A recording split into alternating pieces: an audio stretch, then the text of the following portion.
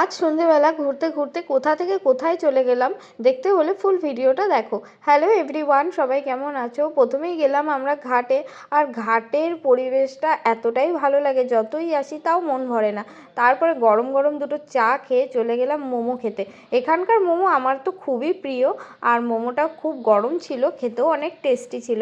তারপর এক বন্ধুর কাছ থেকে খোঁজ নিয়ে মিনিমাম 6 থেকে 7 কিলোমিটার দূরে দেখলাম একটা মেলা হচ্ছে, আর সেই মেলায় গেলাম। প্রথমে তো ভেবেছিলাম মেলাটা খুবই ছোটোখাটো হবে, কিন্তু গিয়ে দেখছি না, মোটামুটি ভালোই বড় আছে, আর নানা রকমের দোকান বসেছে। তার পাশেই ছিল কালী মন্দির। কালী মন্দিরে পুজোর জন্যই এখানে মেলাটা বসেছিল, মা কালীর পুজো ছিল। মন্দিরটা তো খুব ভালোভাবে সাজিয়েছে, আর চারি সাইডে নানা রকমের থিম করেছে। এই যেমন উইমেন্স ক্রিকেট টিমের একটা থিম করেছে, আর তার সাইডেই করেছিল গ্রাম বাংলার একটা চিত্র। এখানে গ্রামের মানুষ কিভাবে ঢেকি দিয়ে চাল বার করে, তো সেইটাই তুলে ধরেছে। আর পাশেই ছিল একটা সুন্দর বটগাছ। বটগাছটা দেখে ভয়ঙ্কর লাগছিল, রাতের বেলা একা আসলে সত্যি ভয় লেগে যাবে। আর তার সাইডেই ছিল গোপাল ভাঁড়। আর গোপালকে তো সবাই চেনে, বাচ্চা থেকে বড় সবার একটা প্রিয় কার্টুন হচ্ছে গোপাল ভাঁড়। আমি সত্যি বলতে জানতামই না এইখানে কোনো পুজো হয়। এক বন্ধুর কাছ থেকে ঠিকানা নিয়ে এখানে আসা।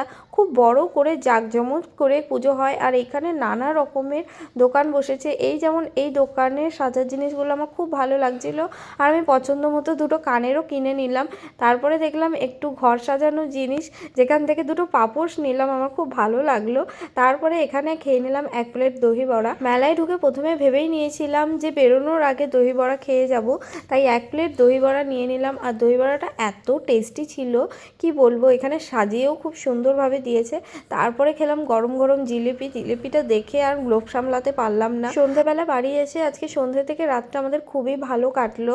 বাই এভরিওয়ান, দেখা হবে নেক্সট একটা মিনি ব্লগে। আর সবাই আমার চ্যানেলটাকে লাইক, কমেন্ট অ্যান্ড সাবস্ক্রাইব করো। টাটা।